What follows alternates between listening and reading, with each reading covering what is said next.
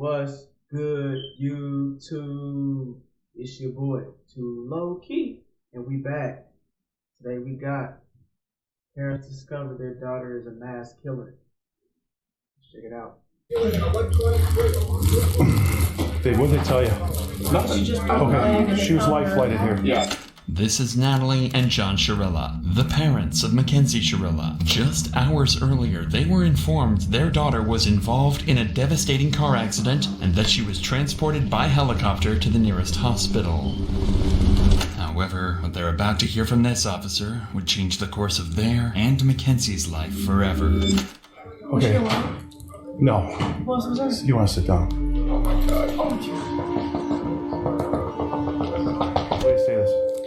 Progress in Alameda, car into a building. 2 are deceased in the vehicle. Daughter's driving. Who died? Mackenzie's boyfriend, Dom Russo, as well as their friend Davion, were pronounced dead after the crash, making Mackenzie the suspect of a potential double murder. However, police had their doubts. Most assumed that this was simply the result of an innocent mistake on Mackenzie's behalf. But as the investigation would progress, dark and disturbing secrets would reveal this was clearly much more than just an accident. Dom, if you do not open it, you think I'm joking. What do you mean? You know that's exactly what I mean. You're gonna come open this door right now, or there's gonna be a serious problem.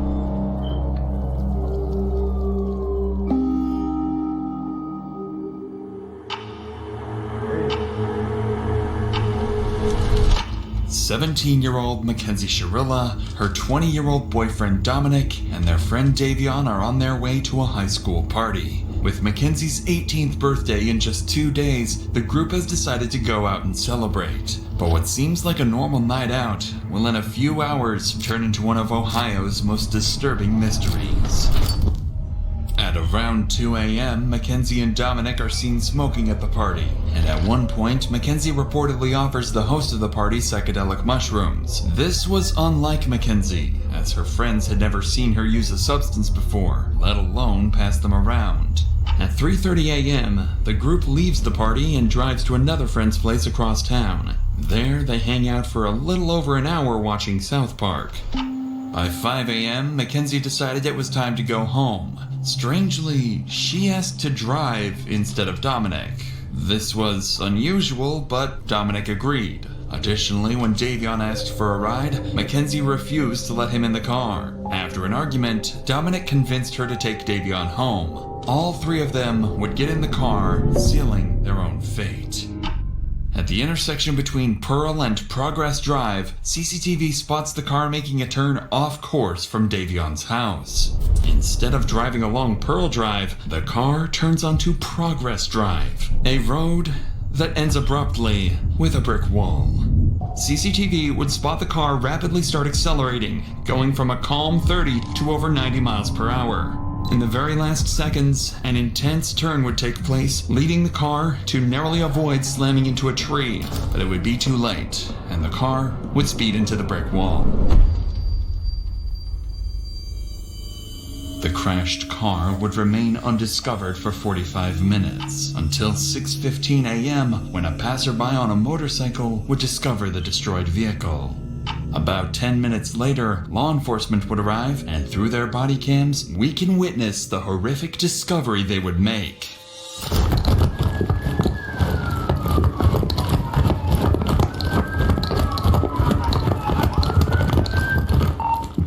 No one's breathing. Bust that window out. Alright. Oh my god. Who can hear my voice? Who's in here? Drivers.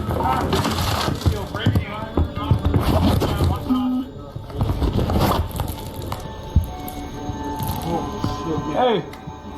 This is bad, guys. She's alive. We gotta get her out here. Alright. Shut and unlock this door. Let me see your knife. Let's cut this thing out.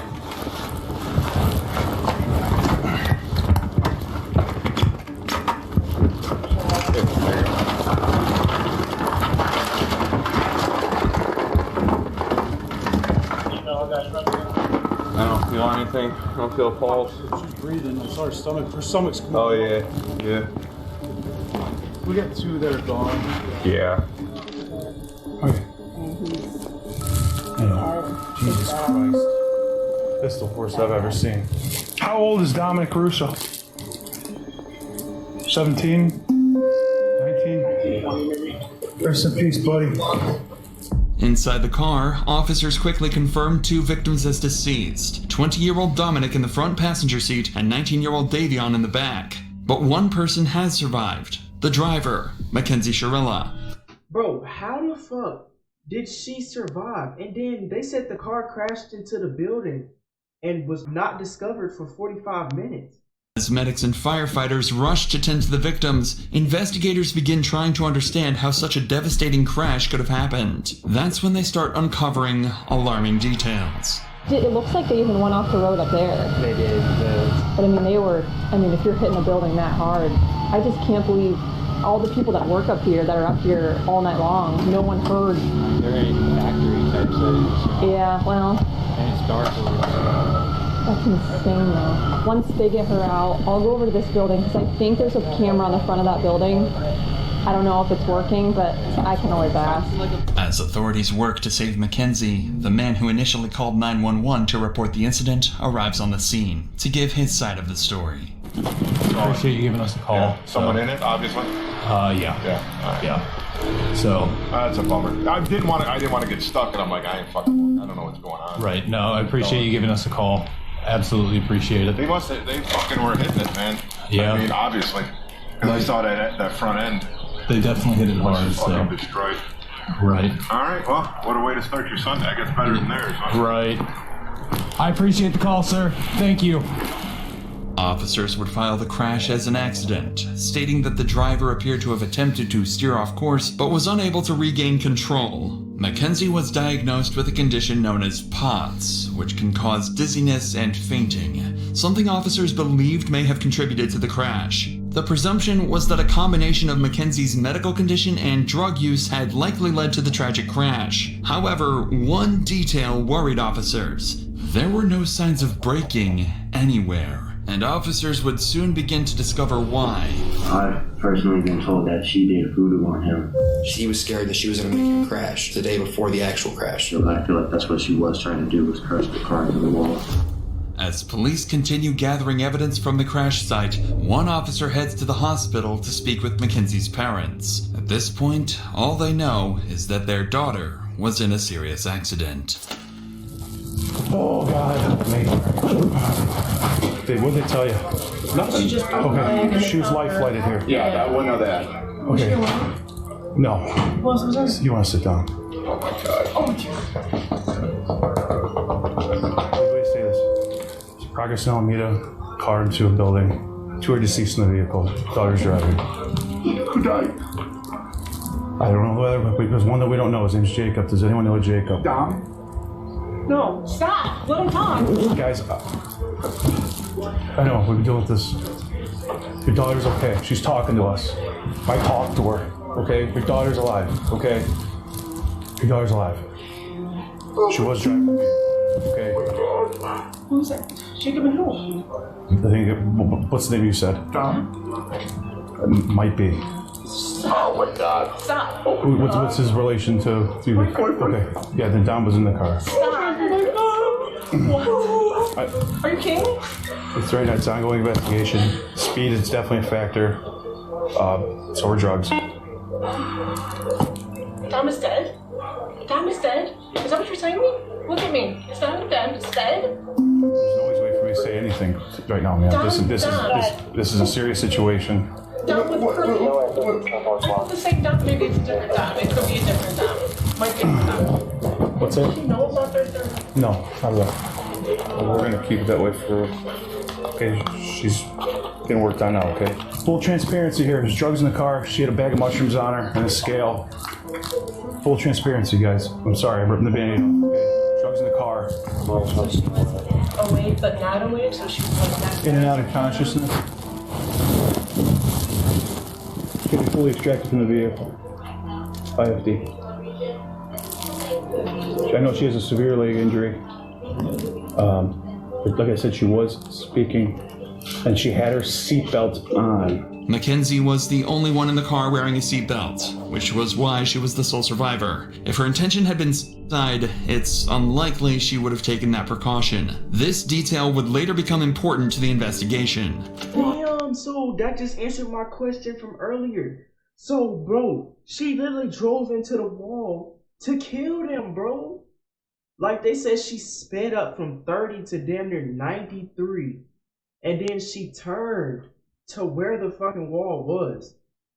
So, yeah. And then they talking about mental illness. I don't know if they said that she knew about her mental illness, that pot shit that they said. I don't know if she knew about it, but if she knew about that shit, then she shouldn't have been taking no drugs and fucking drinking on top of that fucking mental illness. Yeah, that would probably saved her life. 100% saved her life. She had a seatbelt up. Oh. I don't believe the others did. Mackenzie's parents would take the news relatively well, relieved their daughter had survived. But officers now faced a much harder task, telling Dominic's parents. Remember, at this point, they didn't even know their son had been in an accident, let alone that he had passed away.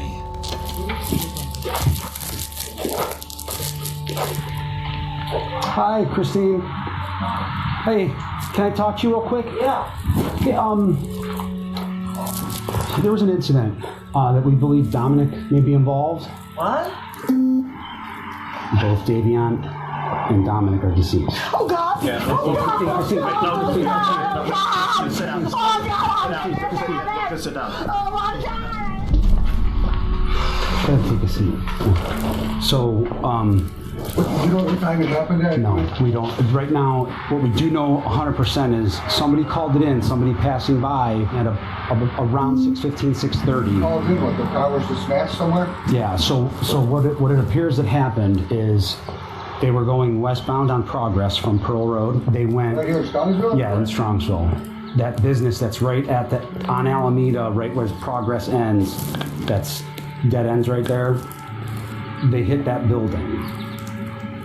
They hit the sign out front and then they hit the building. Did they fall asleep at the wheel or something? Don't know. We don't know that. We don't know that. So 2 kids are dead, my son's dead, another kid's dead, and the girl's in the hospital? She's in surgery right now.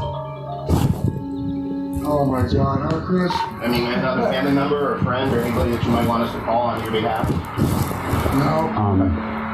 This is a fucking nightmare. Hey, somebody called in at 6:30 in the morning? Between 6:15 6:15, 6:30, yeah. Came upon it passing it by. Yeah. Oh my gosh. This is fucking horrible. She was in her car? It was in Mackenzie's car, yeah. Yeah. Oh my gosh. Is she thinking you guys don't know? We right now we don't know. She's in surgery right now, so we don't know. So what a fucking nightmare. 3 weeks would pass, time that Mackenzie would spend in the hospital recovering. Her condition would improve significantly, eventually allowing her to leave and return to her normal life. The community mourned the tragic loss of Dominic and Davion, and expressed sympathy for Mackenzie, who had just gone through the trauma of losing both her boyfriend and a close friend. But soon, strange things about Mackenzie would start to surface.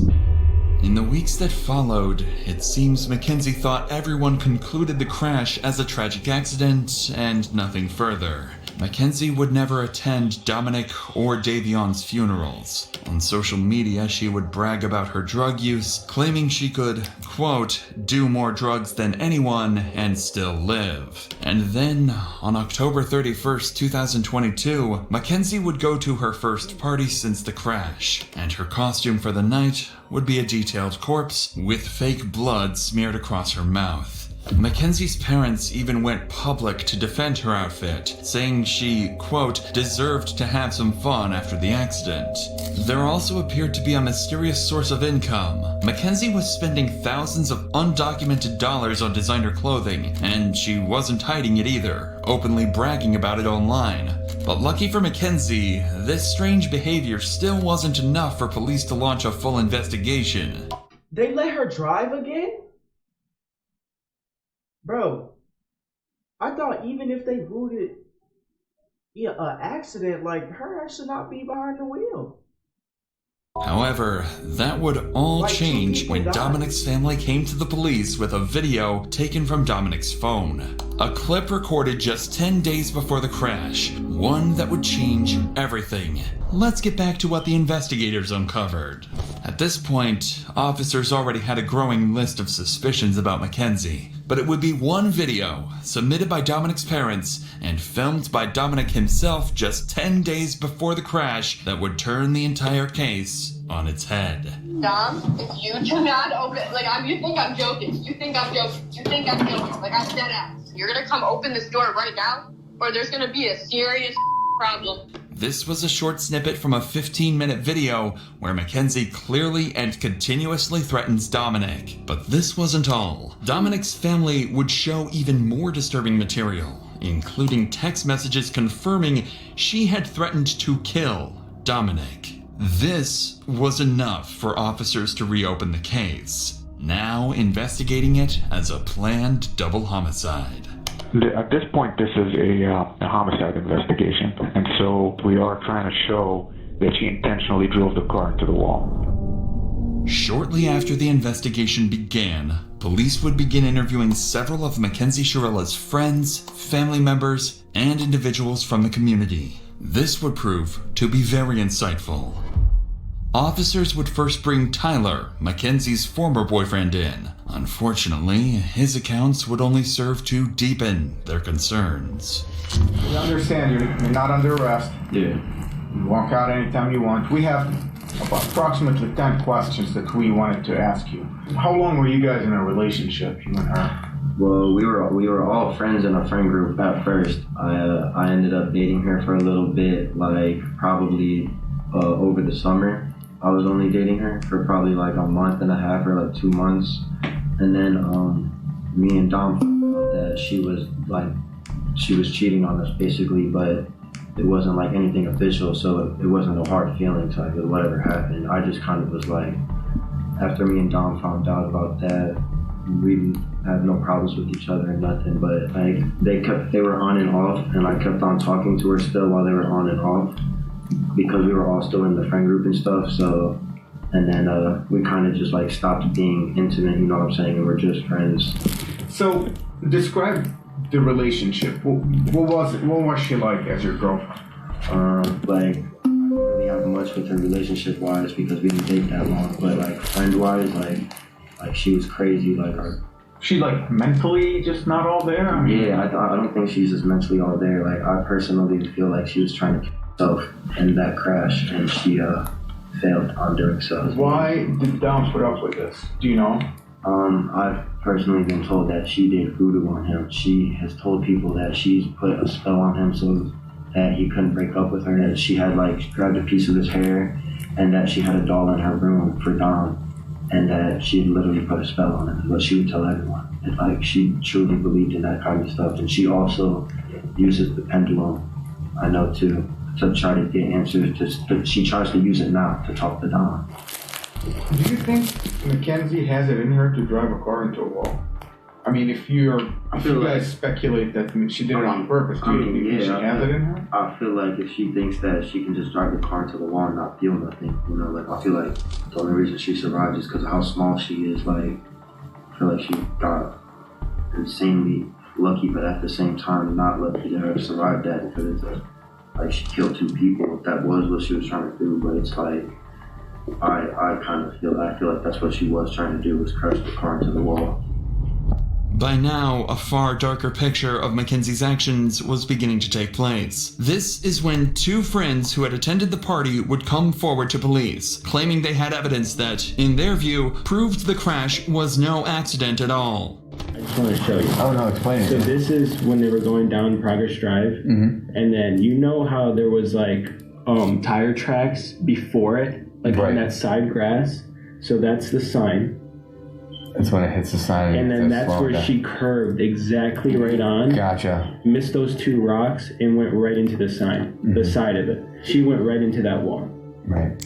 No, so you can see the hard braking was right at the wall, and then her high speed was after the hard braking. Was yeah. 90 miles per hour. It looks like the person in the front seat tried to turn the wheel because of the fact they were going to go straight into a wall.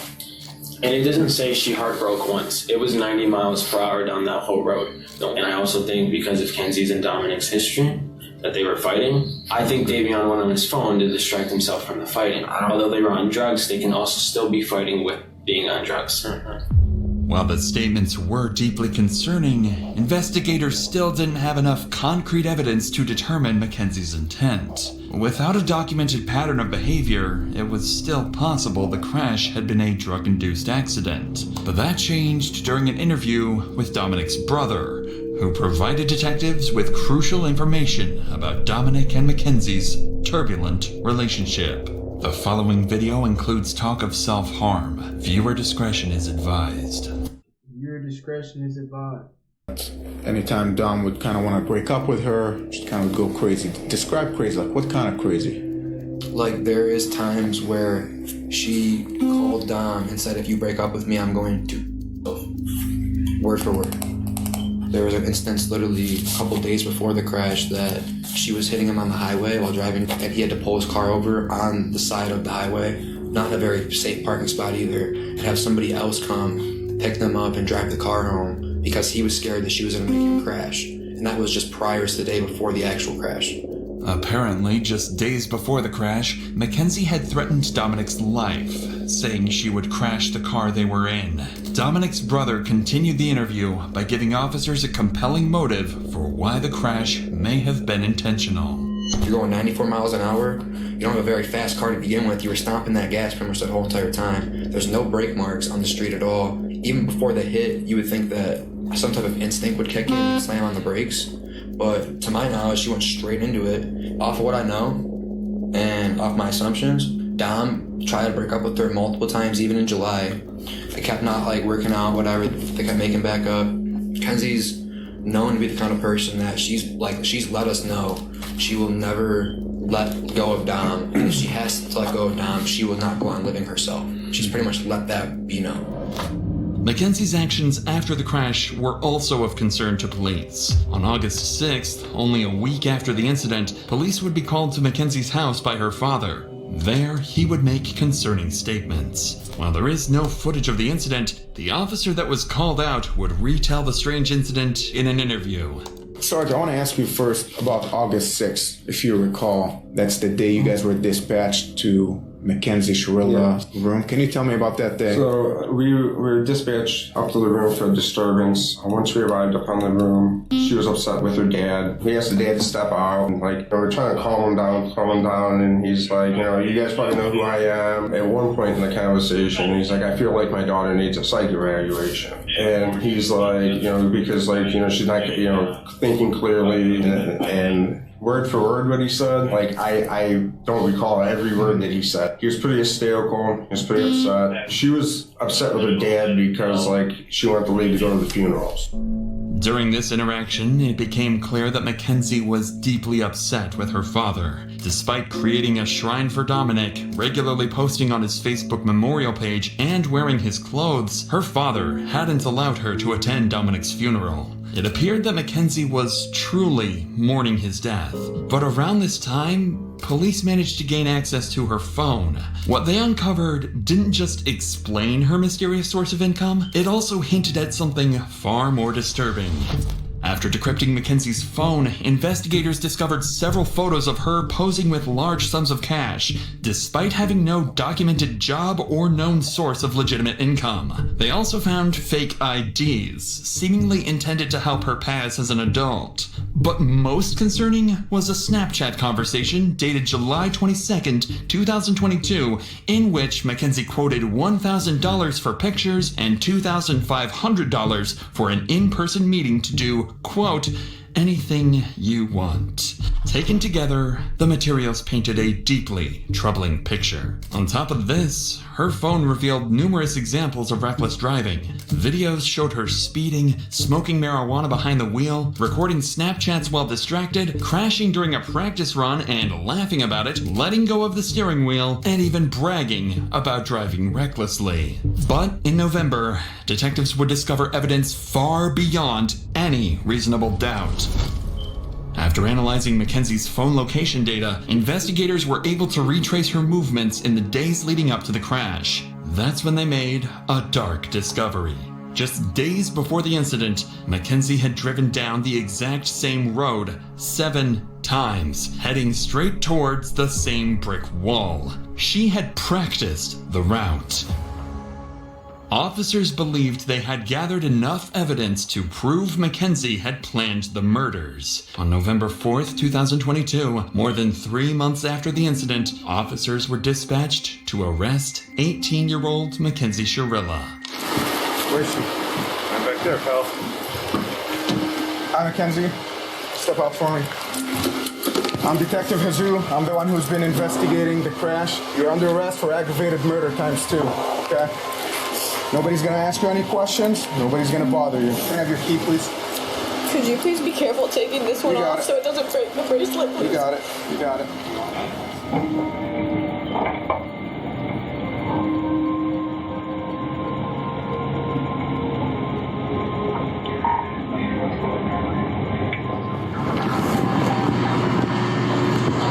Recording. Mounted. Wi-Fi connected.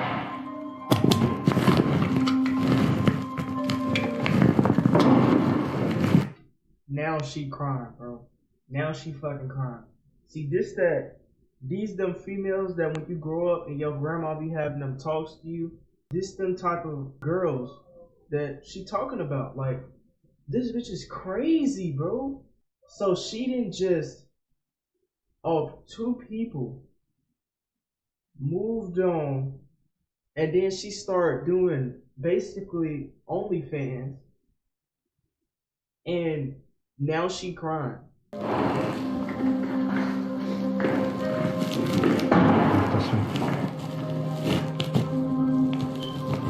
right by that black mat.